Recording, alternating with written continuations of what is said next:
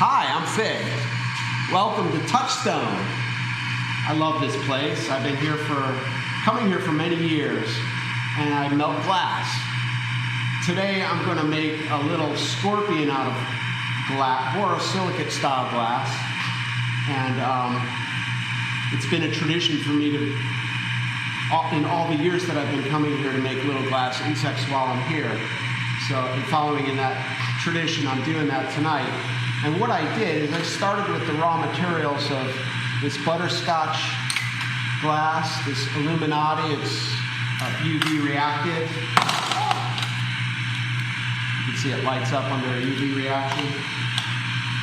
And I built up this layer of butterscotch and put a veneer of that Illuminati on that. And I'm about to pull this into a nice stringer. And then with that stringer, I'll assemble that model of a scorpion. So right now I'm just running this blob of glass through the flame and letting it absorb the heat. The hotter it gets, the better it conducts that heat all the way down to the core, and you can see it's starting to get a little wiggly. But what I'm trying to do is transform this glass into a nice liquid, and then I could pull it apart into a nice little stick. And the hotter it gets, the hotter it's going to glow. So I get a visual cue to how hot it is. I could also test it by squeezing it and pulling it a little bit, and maybe you can see it moving a little. Well, I'm going to get this rip snorting hot, about another 60 seconds or so. Maybe less, and then I'm going to pull it out.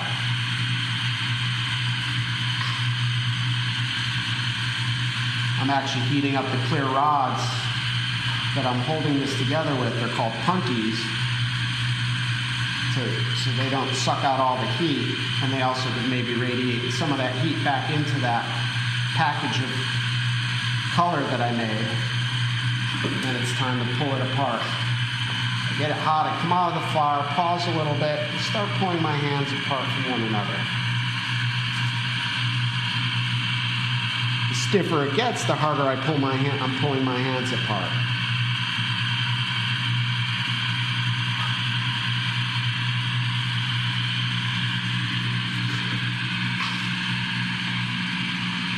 There's a heavy side, and I was going to cut it, so you got to see me cut. That's one way I can cut that. So I've made these sticks. They're of the colors of glass. You can see maybe it's glowing a little bit with the UV light on it. And that's so I can mimic an actual scorpion, which light up under a UV light. I'm going to start by just making the front end, the prosoma of the scorpion, which I'm going to attach all the legs and claws and everything, the tail to. And it looks really simple at first because I'm just heating up a glass rod.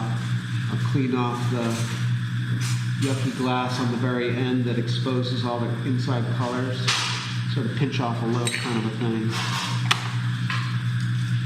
And then I'm going to use another glass rod as a handle, a punty. Break me off a little.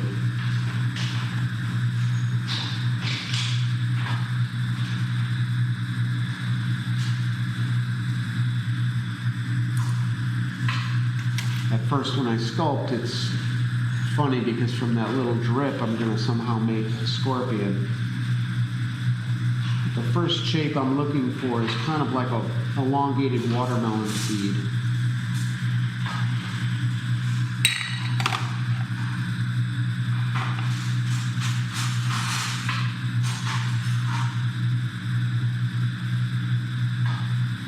Shape it by heating it and allowing it to gather up. I'll pluck off anything that offends me, which could also stretch out the form.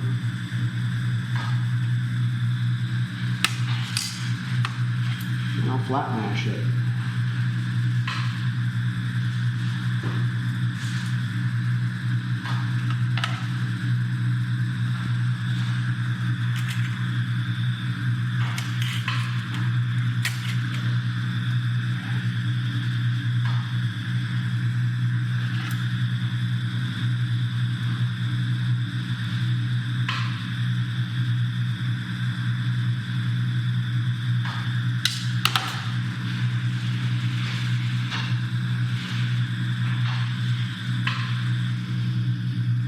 tool I have is a variable tool, and I could adjust the flame to accompany the task at hand. So I need to do surgical, tiny little work right now. I'm going to be adding little teeny polka dots along that shape, and that's going to represent my shoulders, where I'm going to attach the legs and the pedipalps, the claws. But before I do that, I'm going to texture the surface to make it more interesting, almost like eyes or something. And I'm going to do that by just laying down a series of little polka dots. Just heat up a little bit of glass, touch it down, and then burn off the trail. Rinse and repeat until I'm happy. So it looks like I'll set down a series of 8 little dots. It's just texture.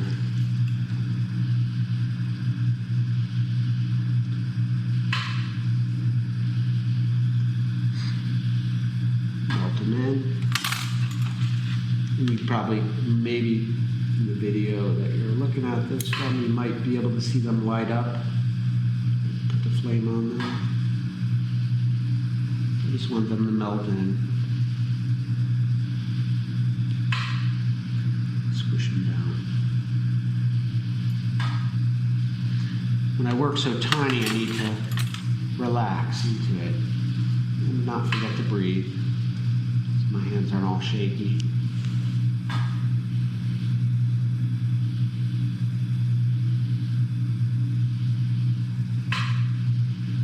It's a slow process because as I add glass, that last little bit in there gets all wonky, and the glass could boil when I heat it because it's so small. The heat just heats it super hot and boils the glass and makes it less pretty and less good. It's full of, infused with the froth, all the little teeny air bubbles. So I pluck it clean, and I'll start a little rod of clear glass it's my plucking rod. And just clean that up so when I get the new, it's a tool, and next time I use it to pluck some more glass to clean up an end, that'll be it. It won't be all furry and leave a mess on my piece by mistake. We'll start by adding the dots for the pedipalps.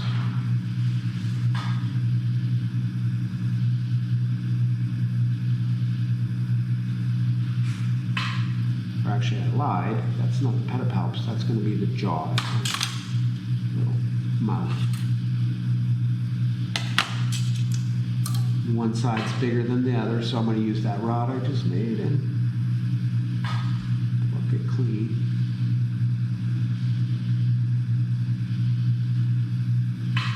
So every little dot that I lay down, I manicure it and tease it and get it just so. And then after I do that, I tend to my tool, make that nice. Then I tend to the stock piece of glass and make it nice and ready for the next job, and then I can move on to the next job. And I do that each and every move I make. So it's a process.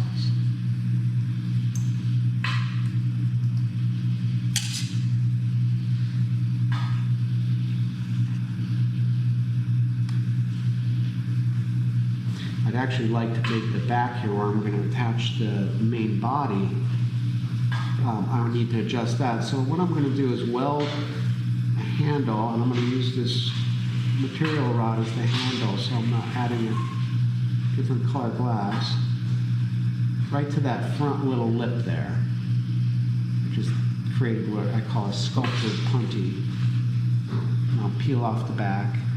I want to sort of make a flat on the back that I'm going to start attaching the main body to.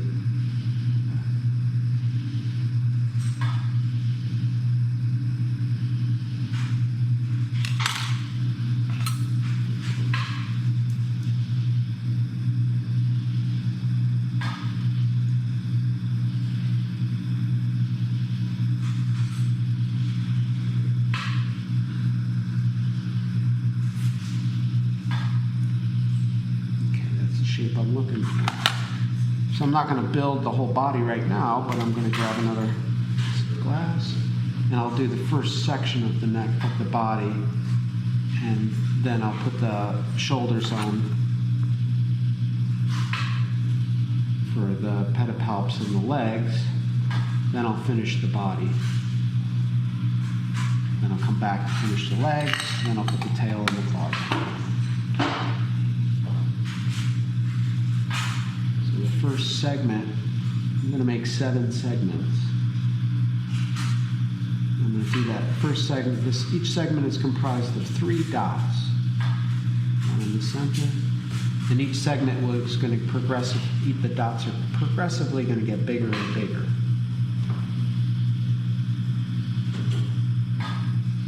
See a bubble in the end there, I got to clean that in.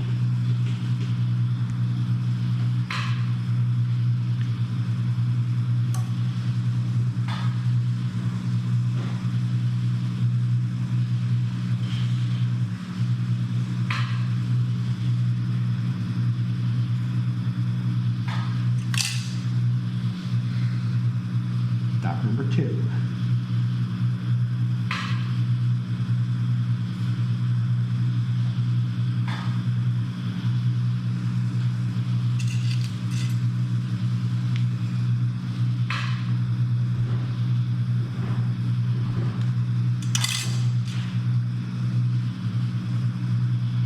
And then dot number 3.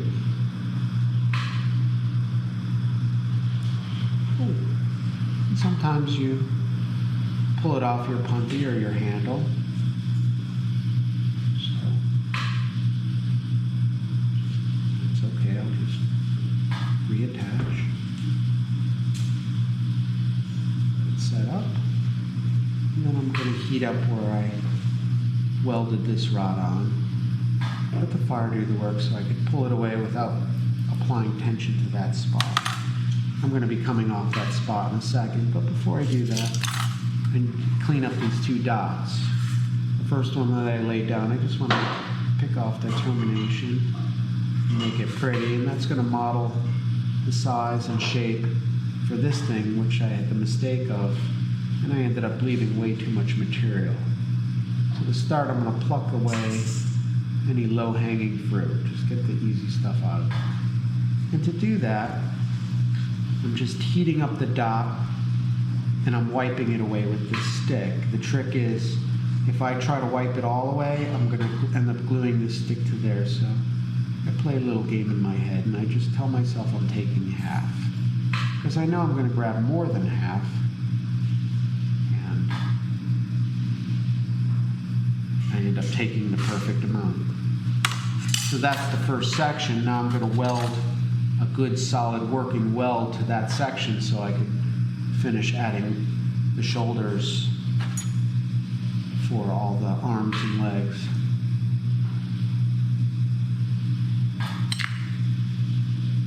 Sometimes I use tweezers.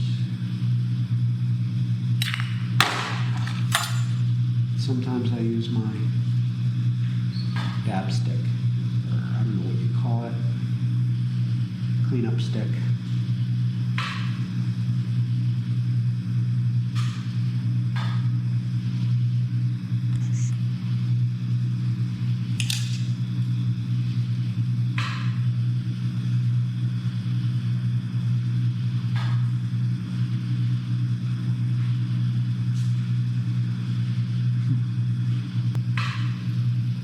So the bottom, there, so you get to watch me screw up there. So I'm making progress on my scorpion here. I've added the body section and I've started adding legs. I'm going to add the 2 arms of the claws. You'll see I hang all over my tool because I'm doing such tiny work, I quiver a little bit. So if I put my finger and heel up of my palm on the torch itself, it really steadies my hands. Melt a nice gather of glass, more glass than I'm going to need. But the reason is I want to get the diameter of the leg that I pull to be the right diameter. It's more about diameter than length at this point.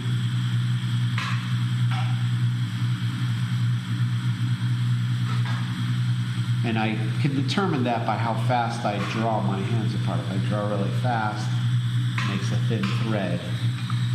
If I go very slowly, it leaves a thicker diameter run. So that'll be the first section of the claws. And now I'm going to make another one.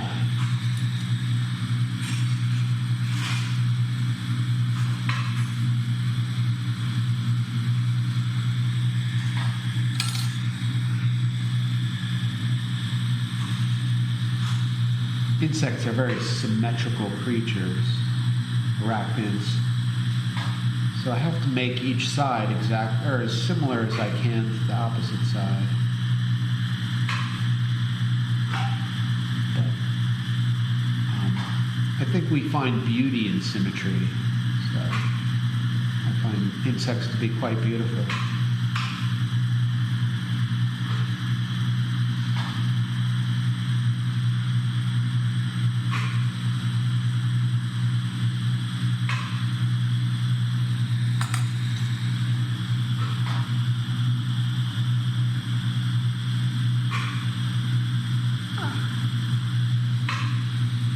Happens when I don't clean up my tool. I start depositing the yucky glass onto the glass I'm trying to take away.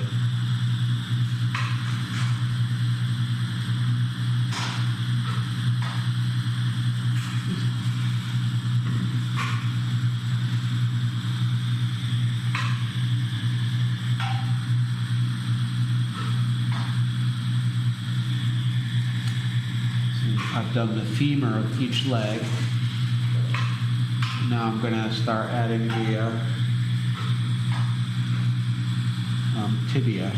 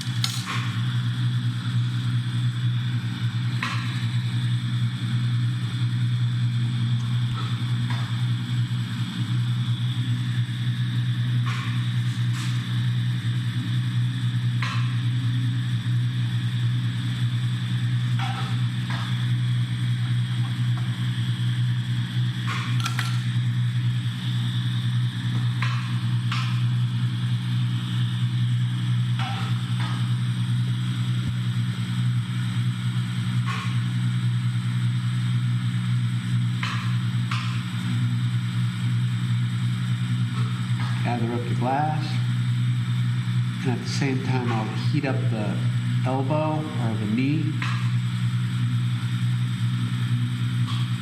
I'll tag that heated up gather of glass and draw my hands away, and it's getting stiff, so I just brush the heat on like a painter would brush the wall with a paintbrush. And that allows the glass to get fluid enough that I can either pluck away what I don't want or melt it and let it get thicker.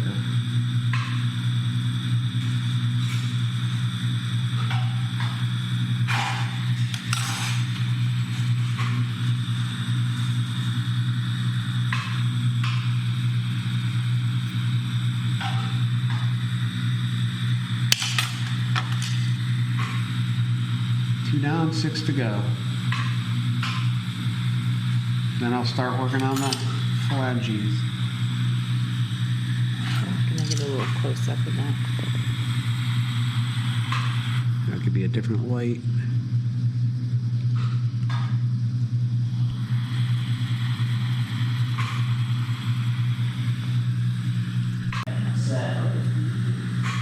So I've finished building out the legs. I need to put the claws on, but before I put the claws on, I'm going to put on some tail. So I'm going to switch the axis of how I'm holding it. I need to hold on to this, and I could just hold on to it with my grubby little fingers, but that's kind of awkward. So what I'm going to do is attach a handle onto this. To do that, I'll build out a sculptured punny. I'm going to bridge up to the pedipalps, or the arms that it feeds itself with.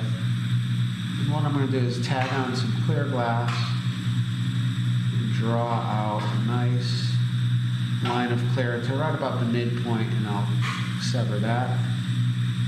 And repeat, rinse and repeat. I'm going to attach to this other hand, and I'll build out another arm.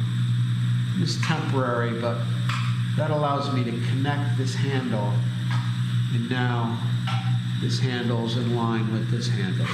They equal to each other. So now I can turn everything on center, and I've got 2 points of contact, so I'm good and strong. I'm going to melt off this old handle right at the end of the first segment of the tail. So that first blob that I have glowing right now, that's going to be the first segment. I'm going to trim it up a little bit, make it pretty, and make it the correct size.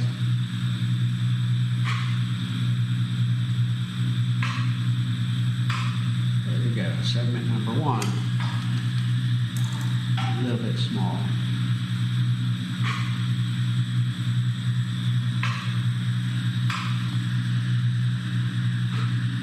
Don't rush goodness. Just have to take my time, melt that, my plucking tool down so it's nice and smooth. Go back, get my second segment on. I gotta clean that little end off too. I've never counted how many little dots there are in the recipe, my recipe for the scorpion, but each and every dot you see me, as I mentioned earlier, I have to tune up my tool, I have to tune up the glass that I applied, and I have to tune up my plucking, I said the tool, but my supply of glass that I'm going to add the next segment on.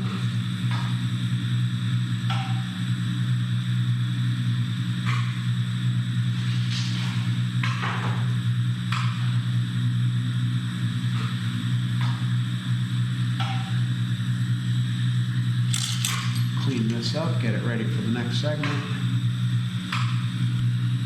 Melt that all down. Doesn't have to be pretty, I just don't want whiskers coming off that are going to stick to my scorpion. Then I'll pluck this little segment off, 2 out of 6 down.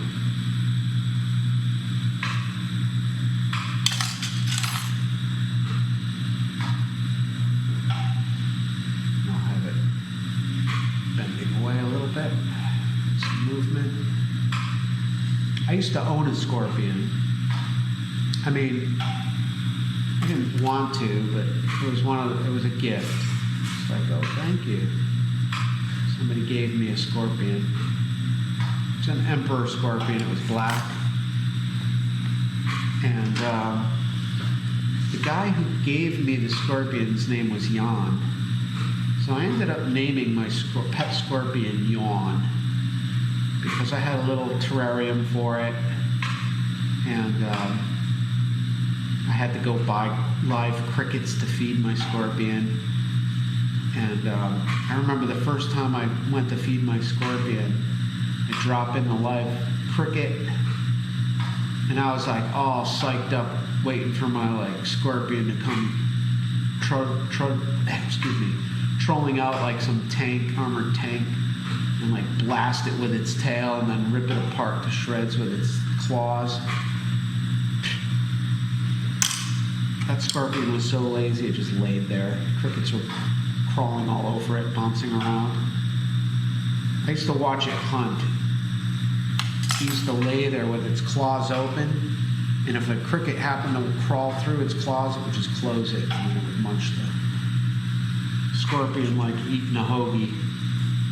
So I ended up naming my scorpion Yawn, in honor of the guy Jan who gave me the scorpion. That thing was so lazy and never moved. It took me about 3 or 4 weeks to realize it was dead. It started to stink.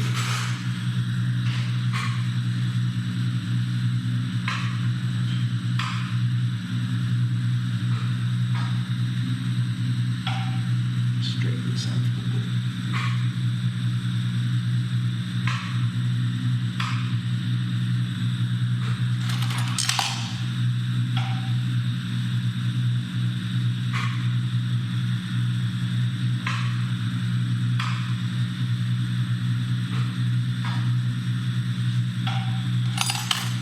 Gotta be fussy if you want it to be good.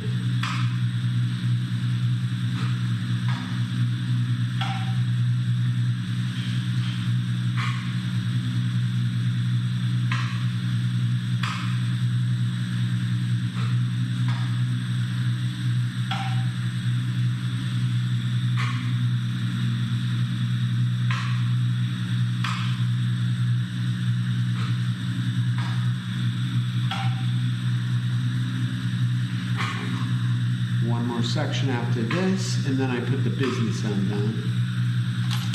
That's always the fun part.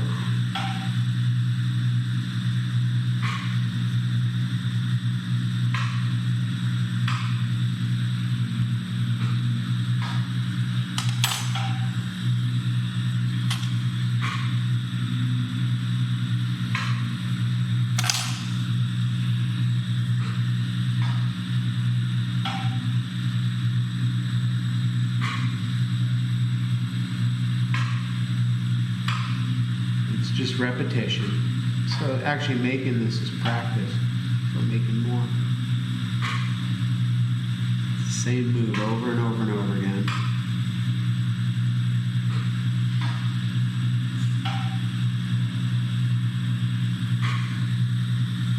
Okay. I'll tune that up. And it's time to put the pincher. I never got to see Jan use his tail to attack. Lazy bastard.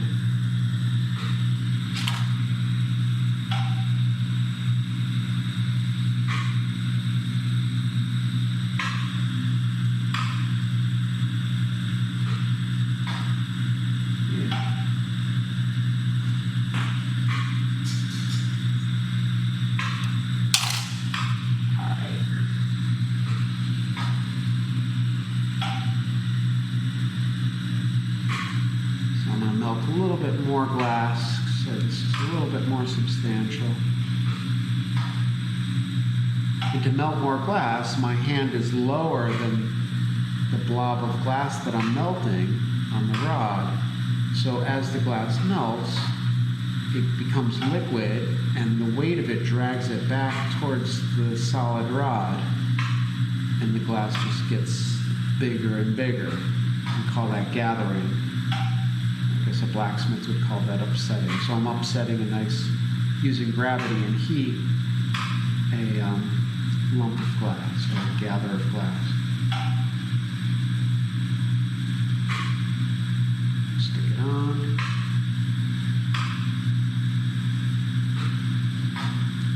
Draw it out.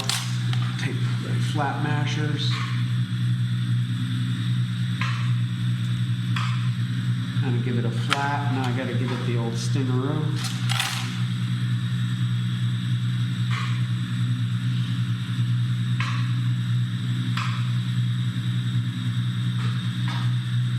Just kind of like get it hot, stretched out, and give it the old shepherd's hook. You know, pluck away the glass I don't want. It's a mistake.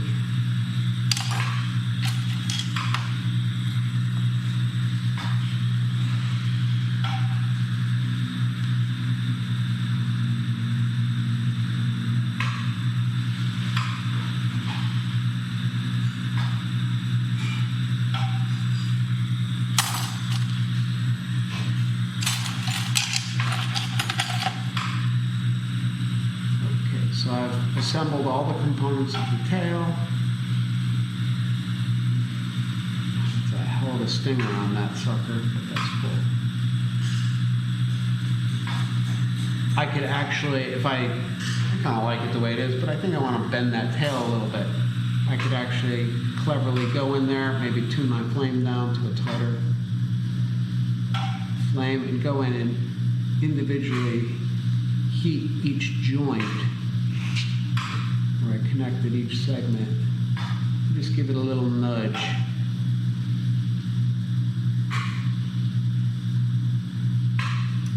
And I can selectively bend that tail around. It's coiled up. Yeah, I always think, or I used to think of scorpions with their tails. I thought of it up and ready to poise to attack. My scorpion just laid it on the ground. It's too much energy to hoist it up.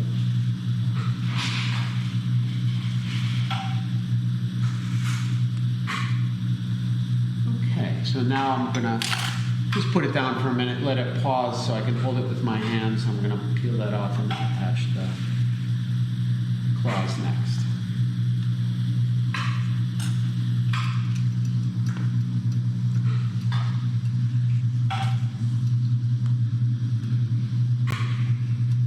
So I'm just about to finish putting the last segment of the last claw on. Both these claws going here. Melt a little bit more glass than I need. Weld it on there. And then I'm using the radiant heat from around the flame to taper that off into a nice pointy point. If I bury that in the flame, just like this point, it's going to bunch up. So I'm just going to adjust the claw a little bit, the hands a little bit. So I heat it just at the wrist or at the joint like any animal. So when I move it, it looks natural. It moves at the seam, at the joint where it's supposed to move. I should bend this claw in tighter like it's feeding itself.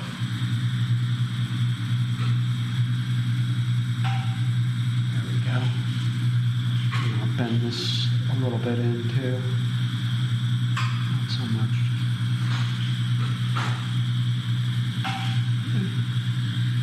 Am I happy with it? Maybe I don't want it bent in so much.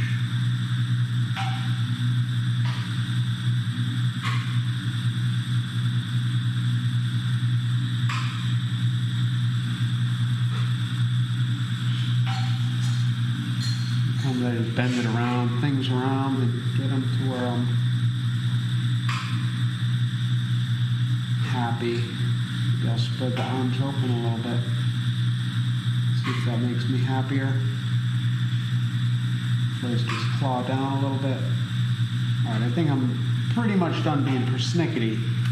The issue I have with this now is I want to make this flat. It's kind of potato chipping a little bit. So I have this graphite pad here. And I put it on the pad like this there. And you can see this claw's up. I mean, it's kind of not bad. These legs are up in the air like it's walking. What I'm going to do is I'm going to unclamp this torch from the bench. Maybe tighten up my flame a little bit. I'm wearing double glasses here. It's hard to see. I'm very myopic. I'm like focusing in. I'm going to take these off. These are magnifiers, and the glasses on my head are also magnifiers. I was doubled up magnifying. Now I'm just going to gently warm that and give it a little bit more intense flame. Warm it up, heat it up, and relax all those joints, and this whole thing will sag down in a second and lay a little bit more natural and flat. Also, by flame polishing, the glass has a lot of silver in it, and the silver is what gives it that nice yellow color. It also is what's causing the segmentations to sort of gradiate from dark to light, which is very pretty in my opinion. So me flame polishing it like this causes those metal oxide crystals to do their magic and change color, and we call it striking. It gives off that nice thing. So you may have seen things float down and sag. I think the fingers are now touching. That arm needs to drop down a little bit. There we go. So I think all the legs are touching, the tail's laying flat. It's done.